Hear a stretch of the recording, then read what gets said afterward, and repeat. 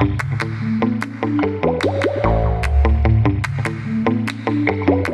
Dean Spade. Welcome to Love in a Fucked Up World, the podcast, where we talk about how to build and sustain strong connections with each other, because our movements are made of our relationships and are only as strong as they are. Thank you to everyone who's been supporting this podcast. I just got back from a UK book tour where I got to meet listeners in cities like Manchester, Glasgow, Edinburgh, and London. It was really fun. It was amazing to be able to connect around these issues and topics with people who are thinking a lot about relationships and community building. If you haven't already, I hope you'll join our Patreon, where we're having a lot of very juicy conversations with each other about these themes and topics. We love making this podcast, and we really appreciate the support that's coming in through Patreon to help us keep it going. This episode features an interview with someone I knew I wanted to have on the podcast since the very beginning, Kelly Hayes. I have so much admiration for Kelly's writing, podcasting, organizing, and the way Kelly shows up as a friend. Kelly has been an organizer and journalist based in Chicago, working on really important things for decades. And she's also, of course, the co-author with Mariam Kaba of the book, This Radicalize You. And Kelly has a new book out, which is an edited collection called Read This When Things Fall Apart, that I cannot recommend highly enough. It just so happens that we ended up having this interview at a time that's very intense right now in Chicago as people resist ICE and this sort of federal invasion of fascism there. And so we wanted to rush this episode out. You'll hear more about Kelly's work in the course of the interview, and I hope you'll check out the links to her many amazing projects in the show notes.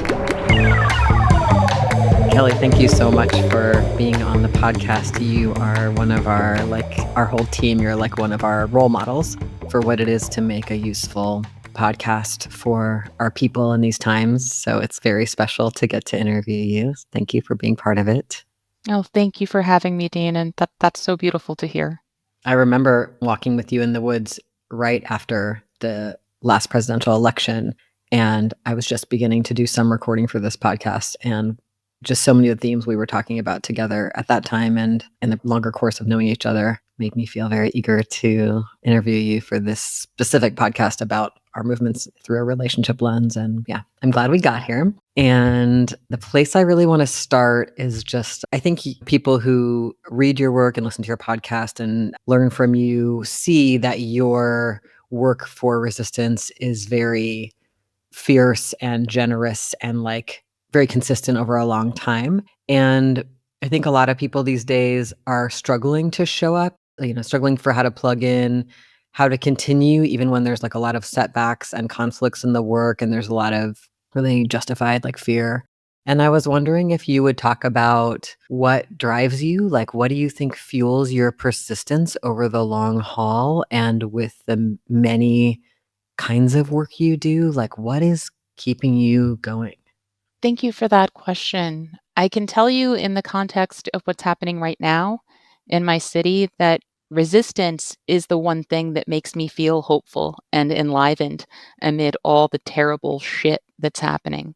Chicago has been invaded by federal agents who are snatching our neighbors, kidnapping beloved members of our communities while they work, while they drop their children off at school, while they sleep in their beds. Our city is being terrorized by men with guns who commit violence recreationally and to create content for their fascist Instagram reels.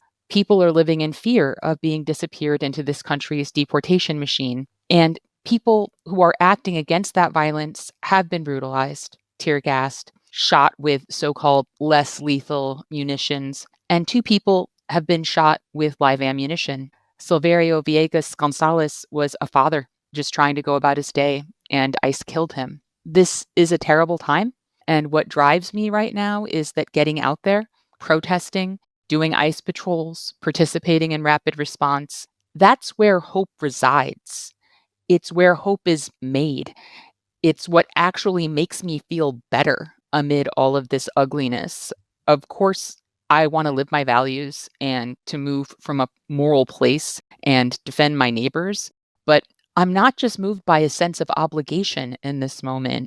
I am also moved to act because simply sitting and stewing in my awareness of what's happening is toxic for my soul. I need to be around people who are trying to create safety and freedom for one another. I need to be with people who remind me that there is more to life than the evil that is unfolding around me.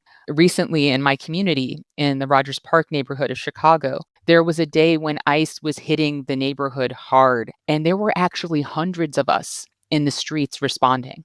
With every alert I responded to, I would arrive at a location and find people already there or people arriving right behind me. Sometimes people I had known for years, but also a lot of people I had never met. Each and every one of those people gave me hope, and I needed that hope. However, we can engage with each other in this moment, the work of trying is going to feel better than sitting alone together in the glow of our screens reacting. I think that kind of connectivity and isolation is killing us, honestly. Yeah, and when you say that, I think about two things. One, that sometimes when people are having a hard time, they're like, "Oh, I should retreat." Like the story of like kind of mainstream self-care is like, I should retreat, do therapy or do meditation or go do something, when a lot of what we're suffering from is isolation, so that actually moving towards others, which can feel counterintuitive in like an antisocial society where we also feel afraid of other people sometimes or like afraid of social interactions, but actually feeling like we're part of something. And then the other piece of it is like having initiative, feeling like we don't have to just wait and hope it gets better, but that we can be part of caring for each other it's not always like relaxing. Like it's probably hard being on your feet all day and it's cold out or all the things that do come with doing things in our communities. But there's actually a great relief in initiating with others and also not being alone in it, as you're saying. I really appreciate that. When we were together, I think in the early fall of 2024 at the Portal Project Conference, I heard you speak very powerfully about something that I have repeated so many times and thought about so many times since I heard you say it, about how our movements need spaces where people can share more about their emotional states and how they're doing and what is sacred to them. And you talked about this Understory project that you're part of and like how hard it is when we're all going to meetings that have like these packed agendas and there's not actually like a time to be human or relational in those meetings because we're like behind and we've got to get out the next meal or newsletter or, action. And I loved what you shared about what you were observing. And I wondered if you would talk about that here. I think there's no one who I've heard say it in the way that you are, and the Understory gathering seems like really unique and also replicable. So I'm curious if you would talk more about it. Absolutely. I can tell you what I experienced this past Sunday when I was out on ICE patrol because ICE was hitting our area again. And I am, as you said, the co-facilitator of Understory, a spiritual and emotional support group for activists. I co-organized that with Tanuja Jagannath, and Tanuja was going to cover for me that day because I was on the ground responding to alerts and just felt like there was too much happening for me to make it to the group that day. I had been out there for hours and I wanted to stay focused on what I was doing. Then something happened about an hour before the group met. Someone close to me said something that pissed me off. And suddenly I found that I did not have the words or the ability to respond to it in a way that was going to end well. All I had to offer in that moment was escalation because that's all my body and mind wanted to do. Why did I have nothing else to offer? Possibly because I was overflowing with hurt and rage, because my neighbors were being taken, because my fellow volunteers were being threatened and having guns pointed at them. Because most of the time when we arrive at a scene where ICE has been present, the most we can do is document the abduction or comfort whoever was harassed or witnessed violence. I had so much hurt and outrage coursing through me. And bitching out the people who made me feel that way was not an immediate option. So here I had in front of me this person I care about, who I was legitimately and reasonably upset with, but who I could not have a reasonable conversation with. So I decided that I needed to go ahead and get my ass to Understory. Not because Tanuja couldn't hold it down without me, but because I needed to be there for my own sake, to re-regulate, to ground myself. And I am really glad I did. It was a beautiful session. And I came out of it in a completely different place emotionally. And I was able to have a tough conversation with the person who had upset me and work through it in a way that was reasonable and made sense. I think a lot of people need that kind of space for adjustment and reflection. And for the most part, I don't think our movements are making that space. And I think we've all lived the consequences of that in meetings where trauma responses are ricocheting around the room. We need space to be human together and to expand our humanity. together, as Miriam Kaba recently said. Will you say a little bit about how the facilitation works in Understory? And if you want to, like anything about what being in the space did to shift things for you when you were in that heightened state? So we begin each session. If we have new people, we're a little more thorough about going over our community agreements. If we don't have anyone new, we just run some highlights for people, reminders of how we approach each other in this space, starting with compassion and such. Then we do a drop in activity. Tanuja, who has a background as a healer, usually leads that. We do some breathing together, maybe a stretch, something to help ease us in. And then we do a check in. And the check in question is usually just some variation of, how are you doing? And I've heard from so many people who participated in this space that this is the only time they get asked this question in a given week where someone actually wants an honest answer. We create space for people to air whatever it is that they need to air. If there's something that's hurting them, that they're grieving, if something that's frustrating them, something that they're proud of or joyful about, we just air it all out. And people have the option of doing that out loud or in the chat. And after we've taken some time to do that, we approach a reading together. It's usually just a short excerpt because we don't want to give people homework. This past week, it was a couple of paragraphs from a piece I had written about the exhaustion of this moment in Chicago and about what I was thinking and feeling as a person who was trying to keep up with doing some good in this time and place. And we read that out loud and we drop it in the chat. And then we give people a couple of minutes to sit with it and think about it and think what it brings up for them or where it can help us go. And we discuss. And that goes on for a while. And then our final section is on hope, grief, and intention. We take a couple of minutes to contemplate what hope, grief, or intention we're carrying with us into the new week. And folks are invited after a moment of reflection to either share that out loud, write it in the chat, or simply take the time to journal and keep reflecting on this idea. And we wrap with announcements and usually a one-word checkout. And most of the time, I find that I and other people leave the space feeling a lot better than when we entered it, because we really needed that space to share and to decompress and to re-regulate.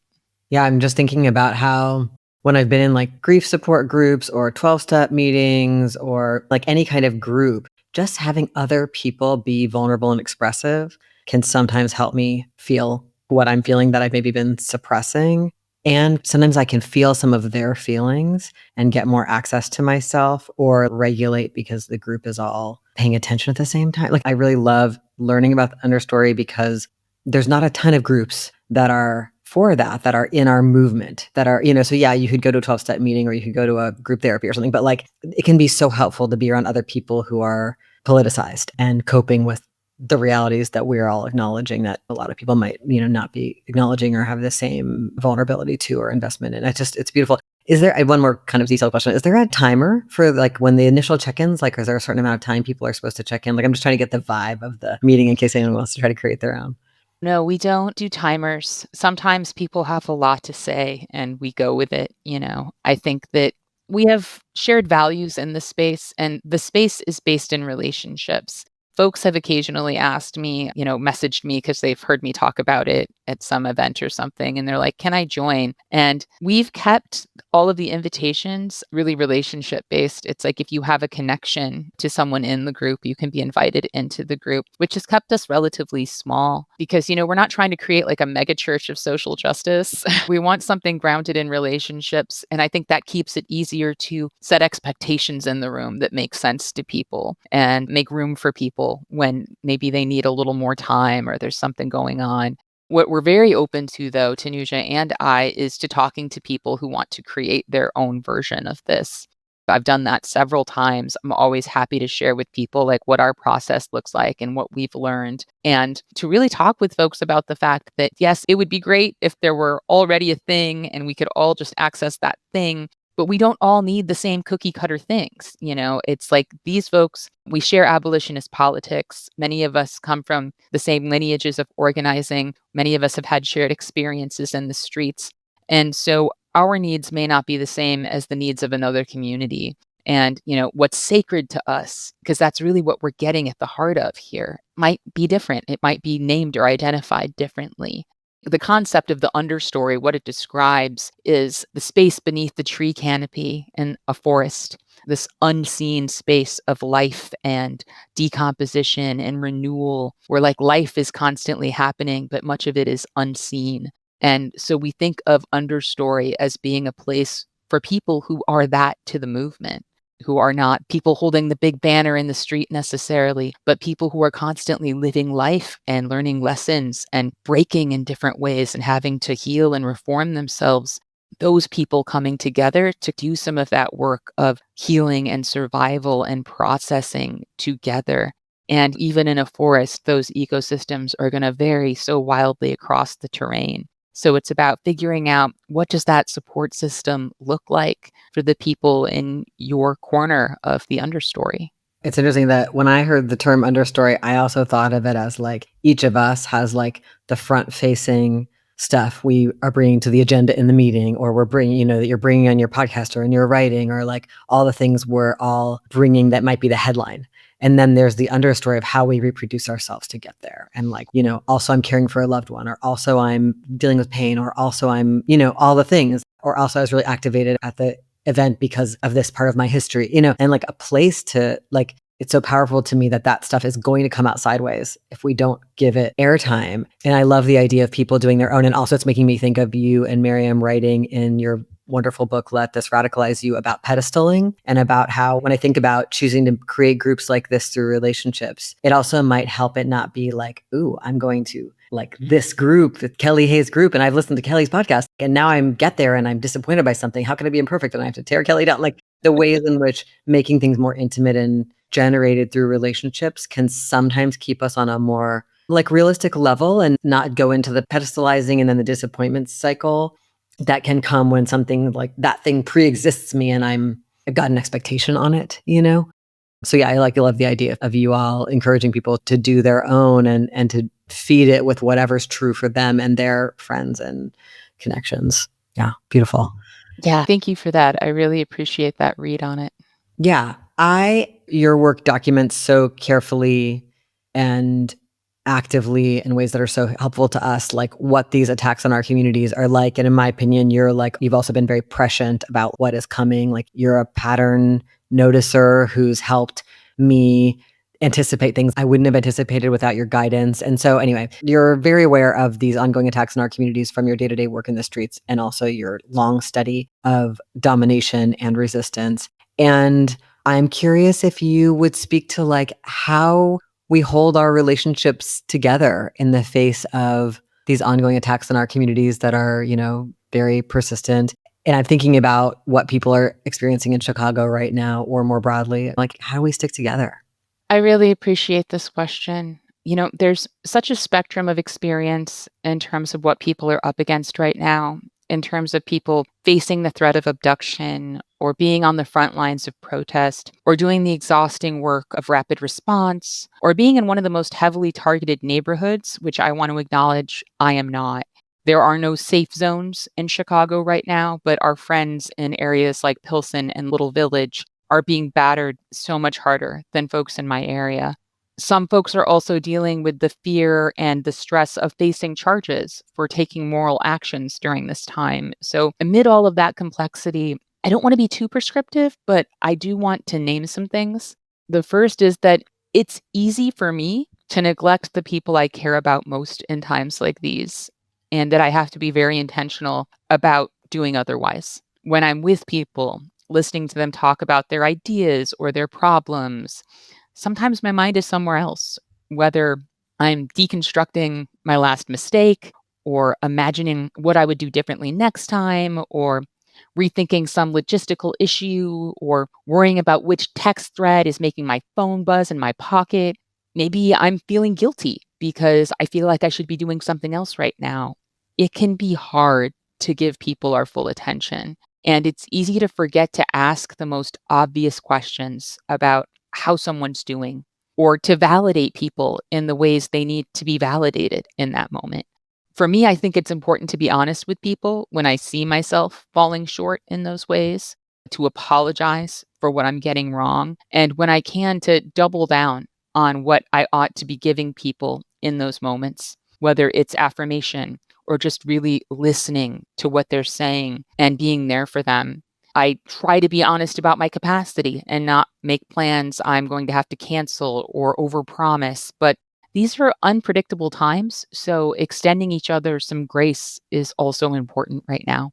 I appreciate my friends who have been understanding about the fact that I am not fully myself right now, because how can any of us function as we normally would right now?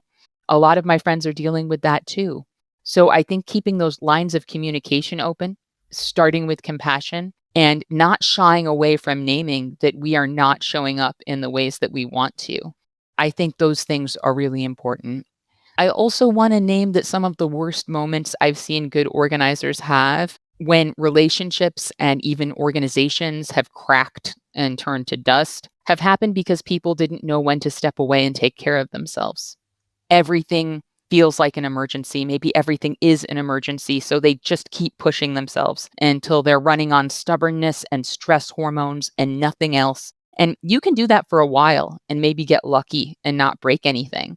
But the longer you stay at the wheel in that condition, the more likely a crash becomes. Someone says the wrong thing or a neutral thing that hits you the wrong way.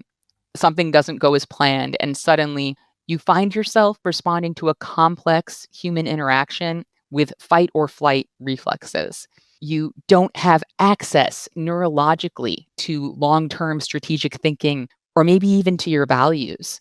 You just react. And if something hurts, you swing back. Things get broken. So when we get to that point, when we feel nothing but empty and aching, and every perceived slight and disappointment feels like a major gut punch, the responsible thing to do isn't to keep going until something breaks. The responsible thing to do for me, and in my experience, is to step away, get some rest, and get some healing. Whether that means visiting a drop-in space, going to a support group, spending time with friends, connecting with nature, sleeping, whatever it is, it may feel like there's no time or space for that. But trust me, there is going to be no time or space for what needs to be done when we have shattered our relationships or blown up our group over conflicts and situations that we just weren't emotionally equipped to confront. Yeah, I mean, I think people are hesitant to talk about it in our culture because we valorize overwork so much, but like work addiction is a real thing. And you don't have to use an addiction model, but having an imbalanced relationship to work is a very normal thing in a society that does valorize work too much. And maybe when we see it in people who are working for profity things, it seems so obviously dysfunctional. And wow, that person's, working from their hospital bed after they just had heart surgery is kind of the like classic image. But I think what it looks like in organizers is really complicated because we have the best justification ever, which is that, yeah, the unmet needs are outrageous. And it can cause us to not listen to feedback from our loved ones. And I've done this because you've got the best justification ever. You're like, are you kidding me? My doing this is why you like me anyway. This is who I am. This is vital to the world. This is what we most believe in. How could you judge me for doing too much of it? And then I think the pattern I've seen, I've done a lot to try to address this pattern myself. I've seen it go unaddressed in beloved, brilliant people who've become more and more isolated. And so now they have almost no personal relationships that are really places of care and feedback. And it gets to be they just have organizing relationships where they're like bossing people around or, like in limited roles in terms of vulnerability. And it can be kind of a loop where you feel worse and worse. You act worse. Maybe in your intimate relationships, you feel ashamed, you back off, you feel judged when people give feedback. Yeah, there's a whole thing there that I have used the 12-step program, Workaholics Anonymous, for all of its limitations. It doesn't have an analysis of capitalism or anything, but I just want to put that out there for people listening. Like if you're feeling like your relationship to the work is imbalanced. And of course, there's no sense that there'd be some easy balance because this is an impossible situation, but like it can be useful to try to actually ask, how do I feel when I'm doing this work? Like where is vulnerability right now? Where is rest? Like for me, there's always a question, is self-hatred fueling this? I have to do more because I don't deserve to exist. Is that somewhere in the background? You know, like what are the motivations when I'm doing this work right now? Is it coming out of joy, compassion, love for other people on the planet? Or is it coming at some point out of a tighter place that's not loving myself? I think these questions, they can be really hard. It's hard to even notice our motivations when we're in a panicky place. But I just want to echo like the thing you're describing. I think a lot of the conflict in our movement groups often comes out of people getting to those states and not being able to be responsive to themselves and others. It's so hard. Absolutely. So hard. Speaking of that, everywhere I go, people tell me so many stories about the intractable conflicts happening in their communities and their community groups. And you've been at this a long time. I'm curious if you would share some of your observations about common patterns of conflict that you're seeing in movement spaces. We've talked about this some together before, and I think you've seen a lot and you've supported a lot of people who are in the midst of conflicts in groups. And I'm just curious if you would share patterns you're seeing, what you're noticing helps. I think one of the biggest problems I see recurringly is that people don't plan for conflict. Because when you don't have a plan or agreements around how to resolve conflict in a group, what kicks in when someone says or does something that hurts or disappoints us?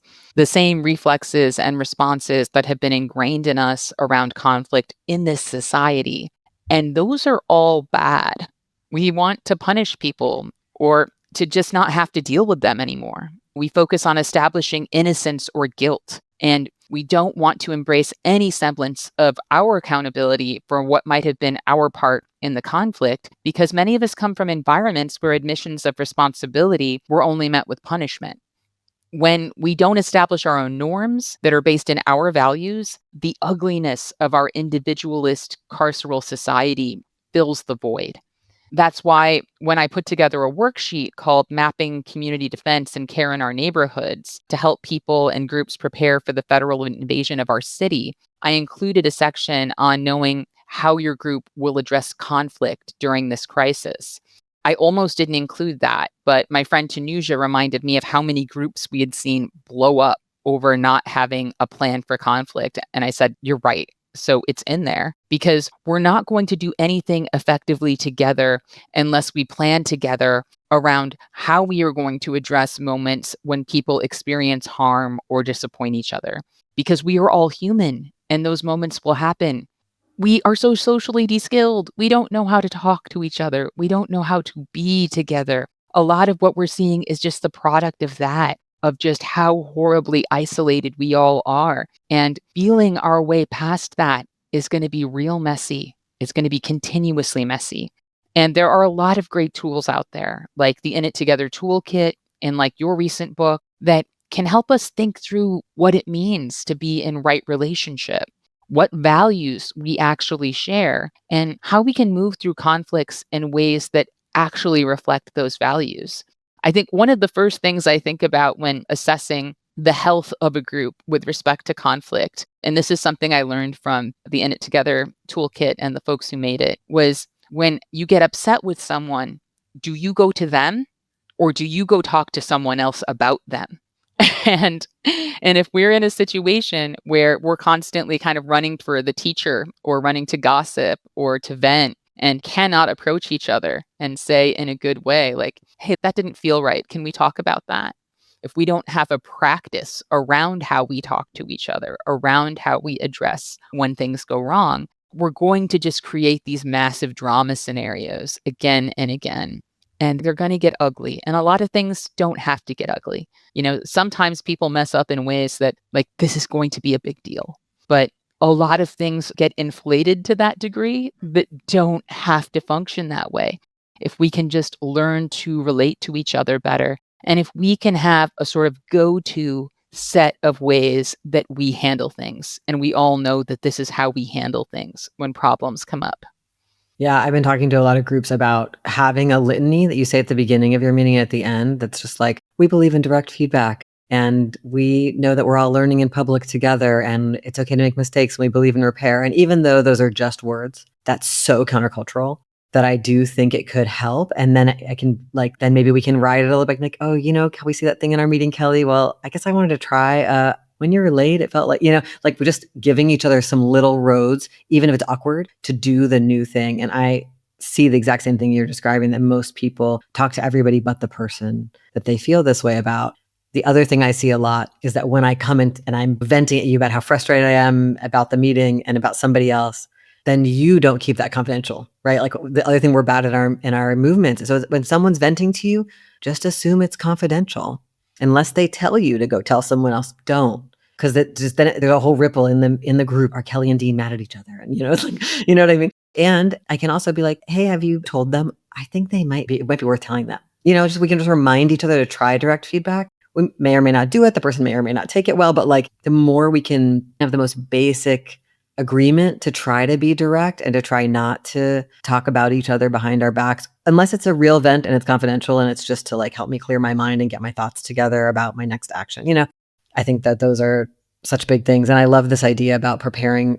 I love when people who are in love are talking about how they want to treat each other when they break up, like talk about it now while you're in love, or roommates talking at the beginning of your roommateship about how you're going to deal with conflict as things come up in the house. And Hope and Ciro and I have a meeting next week to talk about like, how do we want to deal with it if we have disagreements in the podcast? Like, how do we want to be with each other? Right now, we're in love. We love making this new podcast, but like, we're in a group together. We might later disagree, or somebody might not be able to work on the podcast anymore. And it's just like that move it's not a downer. It's like actually such a connector, such a loving move of being like, yeah, we might later get into conflict, because that's 100% of the time what happens when you do things you care about with others, which is a great thing to be doing.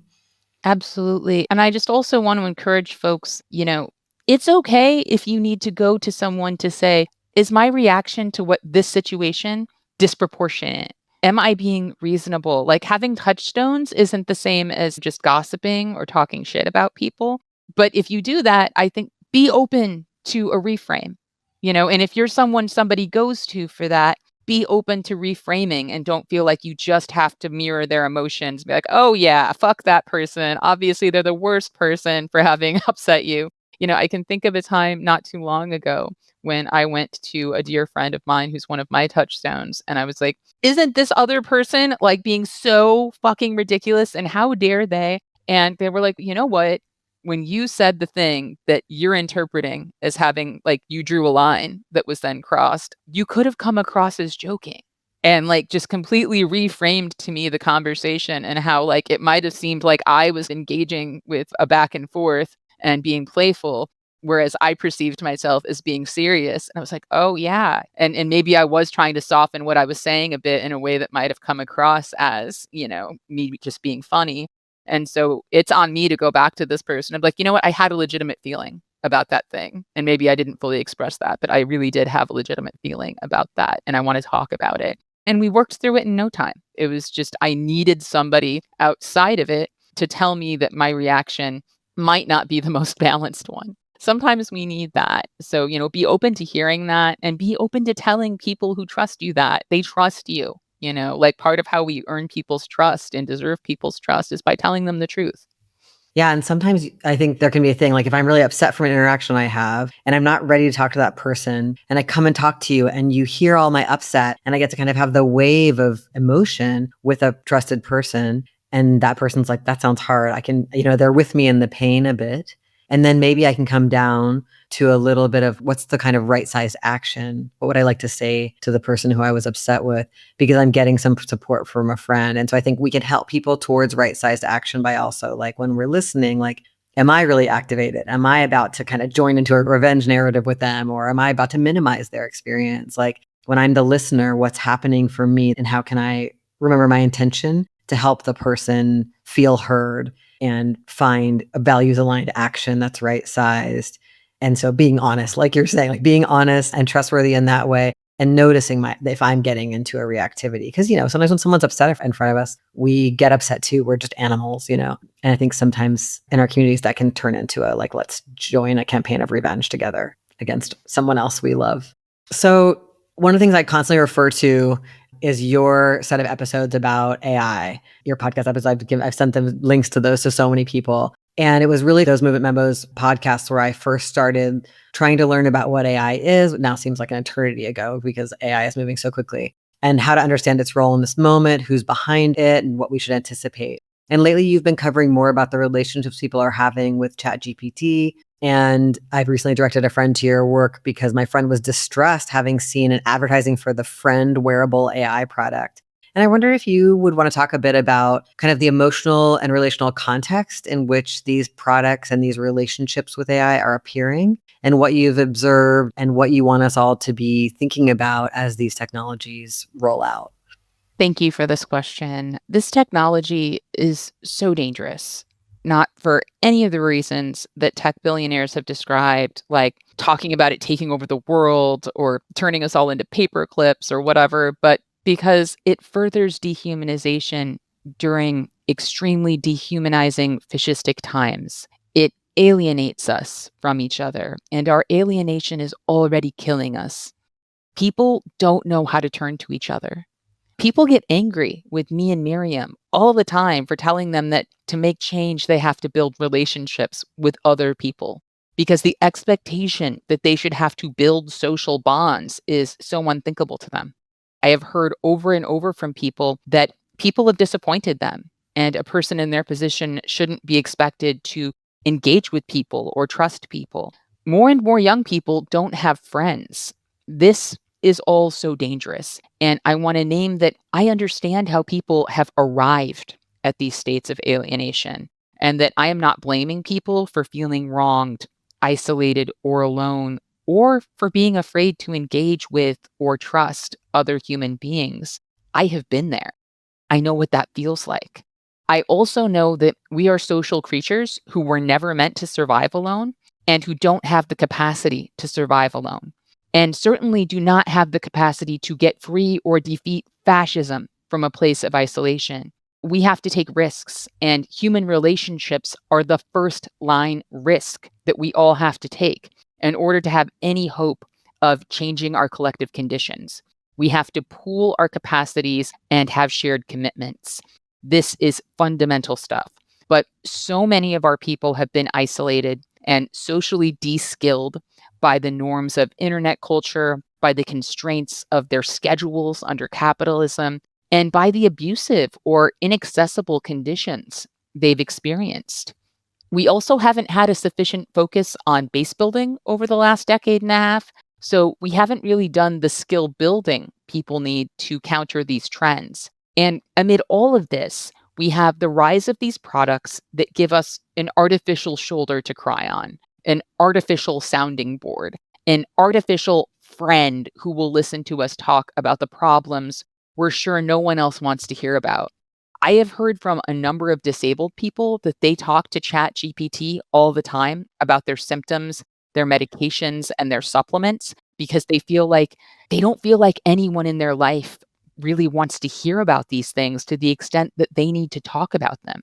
And that just gives you a sense of the vulnerabilities that have been created in this society and how the people who aren't getting the support they need are poised to fall into greater isolation because the needs that might compel us to reach for each other now have these digital substitutions.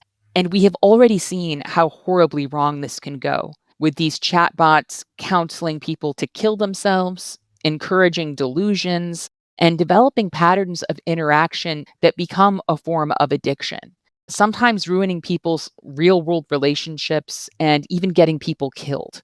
We're talking about the intentional cultivation of a dependency. I think this is the end game of capitalist alienation. AI is also simultaneously tearing at the fabric of our shared reality by automating the production of misinformation at an unthinkable scale. We're talking about a fire hose of bullshit on every corner running 24/7.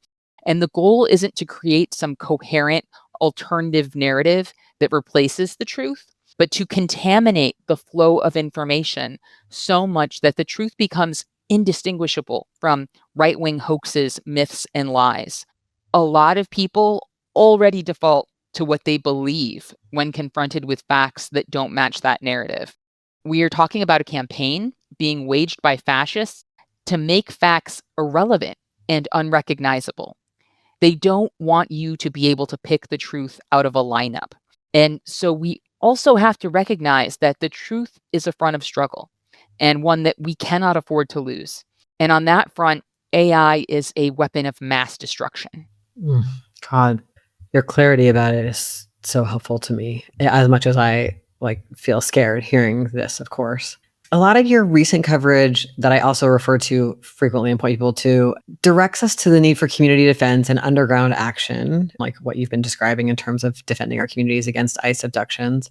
And I wonder if you could talk a bit about what kinds of relationships we need in our lives to do this kind of risky work, what kinds of relational skills and what kinds of relationships to ourselves we need to do bold rule-breaking work together.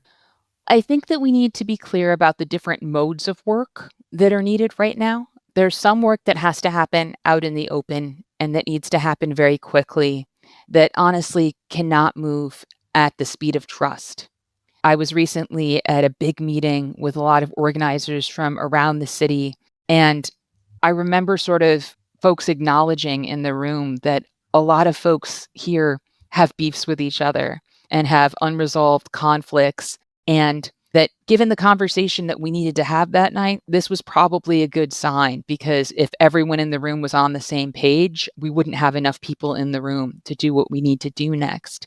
So there are spaces in which we're not going to know everybody, or we're maybe going to know people and have reservations about them, and we need to just move in the same direction anyway. There are moments when you have to put your quarrels aside and your qualms aside and move fast. Then there is another mode of work that has to happen painstakingly and with a lot of trust, and maybe with some layers of access in terms of how much information people carry based on how long or how deeply they've been involved. And to be clear, I am not just talking about criminalized work here, because I think we need this level of care with some things that aren't criminalized yet, but could be in a short time, or simply could lead to people being targeted for extreme repression or violence, whether that thing is ever technically illegal or not. It's hard to talk about a thing without actually talking about a thing. And we obviously need to take care in terms of what we say in public right now. But I will say, when it comes to sensitive work, especially where sensitive information gets handled, building trust is deeply important. Vetting is important. And we have to remember that trust is also a safety practice. I remember years ago when I was working with a team on a direct action that we were going to deploy, where some of us were definitely going to get arrested. A team member came to me a few days beforehand and told me she was experiencing a mental health crisis. She was worried about what it would be like being arrested and being in jail in that condition. I was so grateful that she knew she could come to me and was able to talk and feel seen. And I was able to go back to the group and explain that some things had changed and we needed to regroup and make some adjustments without revealing anything that person didn't want revealed in the larger space. And we made our adjustments and we adapted, and it worked out. That person took a different, meaningful role in the action, and they were supported in the ways that they needed to be. Now, what if this person hadn't felt safe coming to me? What if someone had a substance use issue that could affect the work or make them vulnerable and they didn't feel safe telling anyone? The more risk we're taking on, the more we need to be able to trust each other. There's an intimacy involved in taking continuous risks together. We have to know how to support each other, and we have to know how to keep each other alive. Justice work takes a toll, and higher stakes work takes a higher toll. So I would encourage people to think about how they are building trust, in addition to all of the other important considerations about digital security or not doing certain things digitally at all. Think about the fact that you are human beings and that your vulnerabilities become shared vulnerabilities. So you're going to need to build trust and mutual support. Yeah, there's something so hard about acknowledging that we each have lifelong work to do to become more and more trustworthy. And so it involves things like asking for help makes us more trustworthy. Being able to know, oh, I need to say when I'm not sure if I can do something or when I'm struggling, or knowing what our struggle points are around honesty with ourselves and others. Just doing this kind of self-inquiry. I think there can be a move in our culture. I want to be already done. I want to show everybody that I'm already good. I've got it all worked out. but it's actually more trustworthy to be curious. Where do I not have it worked out? Where am I a little sketchy? Like when I get tired in this way, I do this thing. Ooh, yikes. It sometimes turns out not that great for people who love me or not that great for people who are relying on me. Just like being able to engage with each other a little more honestly and know that every single person is imperfect and working on stuff, and starting from that baseline can make it more possible to do more bold and secure work together because we're being more transparent with the people we're taking a risk with potentially or sharing important information with potentially.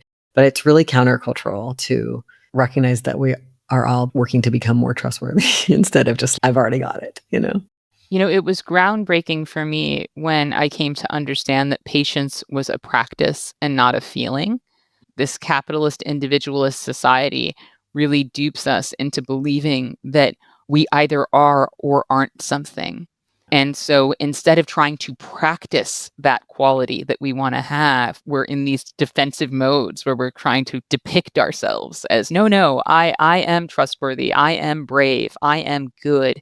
Instead of thinking about what does it mean to do good in concert with other people? How can I do good? Instead of fixating on whether or not I am brave, it's like, well, where do I find courage? Where can I practice courage? Oh, it turns out it's easier to practice courage in concert with other people. Maybe I'll do that then, What does it mean to be trustworthy? What does this person need from me? Revisiting these things all the time, absolutely, because we are all flawed people and none of this is as innate as we're told to expect it to be. We're constantly remaking ourselves in the act of doing, in the act of being. Okay, so I would love it if you'd be willing to talk about your new book, Read This When Things Fall Apart. What inspired the book? What was it like to put it together? And what are you hoping this book will do for our communities?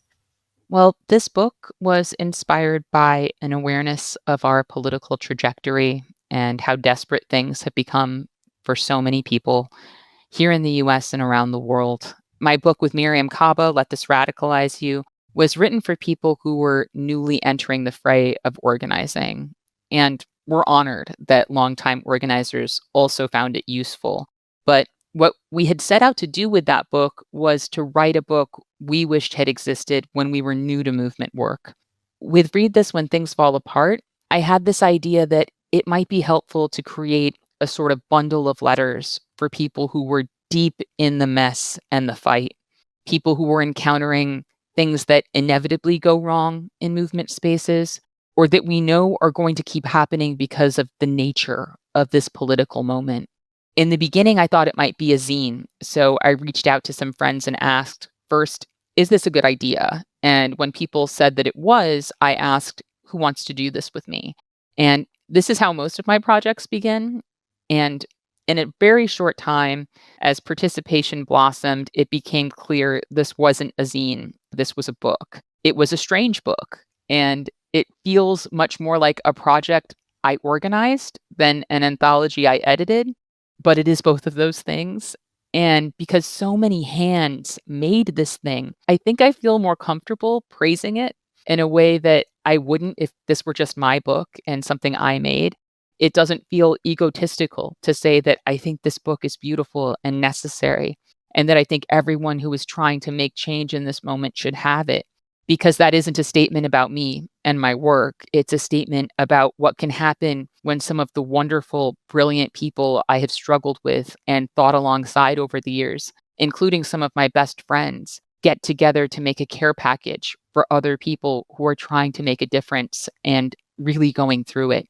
If you've ever gotten together with a group of friends and made care kits of some kind for people, that's what making this book felt like to me. So, of course, it's beautiful. And of course, it's necessary. And of course, I'm proud of it because I am so proud of the brilliant, beautiful people in my life and of what we can do when we work in collectivity. No one person could have written this book. It took all of our perspectives and experiences to create a table of contents that reads like a crisis directory and points people towards letters that might help them navigate some really difficult moments. And I think that says something about the nature of survival and the nature of liberation work. These are collective projects. Yeah, it was so helpful to read. And I think it really defeats isolation. And the epistolary form is so loving and embracing and creates I think there's just a vulnerability in the text that I felt as a reader. It's the kind of thing that I know I'll teach to my students and use in workshops, different letters and parts of letters over and over again, because it's like that kind of text where even a small amount is very evocative, but also the whole thing is like a support system, like it's got a lot in it. It's such a beautiful gift. And I do know that anthology projects are really like herding cats and they can be a lot of work. And so I'm really, really, really grateful to you for that. It's just a certain kind of movement work to do an anthology project of any kind. I hope everyone will read it. I'm wondering if you would also be willing to reflect a bit on being a journalist at this time. This is actually a question I got from somebody else. I was like, I'm interviewing Kelly Hayes. What should I ask? And someone asked this question. I think it's so good. You obviously have done many things and do many things in our movements, but one of them is journalism. And I'm wondering like how you see that role right now. That field has changed so much. What does it mean to be a journalist right now with your values and practices? I think it's been a long time since many of us trusted the mainstream press, if we ever did. But right now, the corporate press has, for the most part, capitulated to fascism. There are important flickers of resistance here and there, but an industry that had largely been stripped for parts and set on fire by corporate looters was not well positioned to put up a fight in this moment. And that makes independent journalism more important than ever. It's frustrating for me because I don't think enough people recognize the truth as a front of struggle. But our opponents are bent on tearing apart the fabric of our shared reality to make the truth indistinguishable from lies. And as I've said, AI is very much a part of that. We are being hit with a fire hose of bullshit day in and day out. And so we have to support people who are still out here weaving facts into narratives we can make sense of and giving us an actionable understanding of the conditions we're experiencing and the threats we're facing. The truth is a front of struggle, and nothing else will hold if that front is lost completely. More and more, we are algorithmically splintered into having completely different experiences and understandings of the world and what the hell is going on. We need storytelling that not only tells the truth, but asks important questions and encourages people to be curious, and maybe even invites them on a journey that leads away from what they thought they knew about the world and what's happening. We need movement journalism because without a recognition that things need to change, what can you possibly be acknowledging? We need movement journalism because without a recognition that things need to change, what can you possibly be acknowledging about reality that is of any use to anyone? We need journalism that informs, enlivens, compels, and invites us. Stories that drive us to not simply understand a situation, but to imagine our own role in shifting that story, to see ourselves within an arc of change so that we might help shape it. Words have that power. They still have that power, even now, with the fire hose of bullshit running 24/7. This is a time of monsters, and one of the ways we are fighting those monsters is by making journalism that matters under monstrous conditions. I don't think we should shrink from that. And I am proud of Truthout for creating the Truthout Center for Grassroots Journalism, because we don't just need to shore up our own publications right now. We need an ecosystem of independent journalism dedicated to keeping the truth alive. I'm so moved by it. I mean, there's so much craft in what you do, so much of a certain kind of writing that brings in so many people that so many different kind of readers can read, and a kind of like voracious research that you are just always doing that I observe in what you make and then also in talking to you. And yeah, I'm just really aware of the skill set of journalists that's very different from other kinds of writers like me. That's so important, right? As it's more responsive, it's faster and more responsive to the current conditions, and it directs people to find out what's underlying in a way that is so needed. Anyway, I'm so grateful for all of your work. I would encourage everyone listening to receive your newsletter, which is one of the few things I read every time it enters my email box. It's so helpful. And to listen to Movement Memos podcast and to generally look at the work of Truthout. There's just so much there. It's one of the places I do rely on when I need to like figure out what's actually going on inside the fire hose of bullshit that we're all, as you say, experiencing. And I'm just so grateful for your long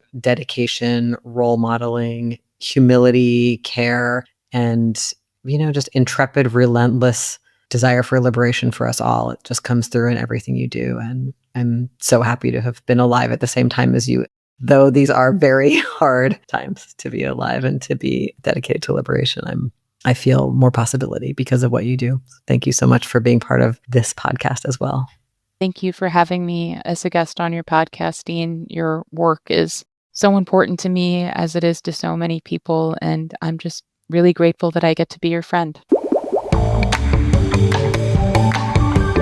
Thank you so much to Kelly Hayes for joining us for this episode. Kelly has so much wisdom to support us in these intense times and the things we need to do together right now. Thank you for joining me for the latest episode of Love in a Fucked Up World, the podcast. This podcast is based on my book of the same name, which is out now from Algonquin Press. I hope you'll pick it up from an independent bookstore near you and not from Amazon or Audible. Love in a Fucked Up World is hosted by me, Dean Spade. It's produced and edited by Hope Dector. Thank you to Ciro, Eugene, Derek, Kelsey, Lindsay, Jessica, Raindrop, Nicole, and everyone else who helped with this podcast. Our theme music is I've Been Wondering by The Ballet. If you found the show useful or if you have ideas of things you'd like to hear about, we'd love to hear from you.